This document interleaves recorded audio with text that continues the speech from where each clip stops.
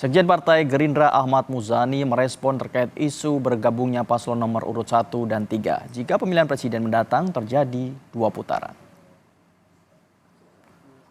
Ahmad Muzani menyebut komunikasi tim pendukung antar capres bukan hanya 1 dan 3 saja, melainkan semua tim pasangan capres juga melakukan komunikasi. Tak hanya menjalin komunikasi yang baik dengan partai-partai lain, Muzani juga menegaskan bahwa tradisi politik di Indonesia jika pada pemilihan pilpres dan kepala daerah selesai, pada akhirnya saling merangkul dan menyapa kembali.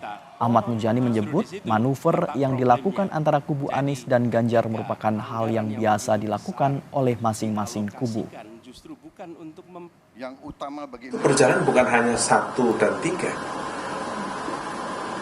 2 dan 3 berjalan, 2 dan 1 juga berjalan.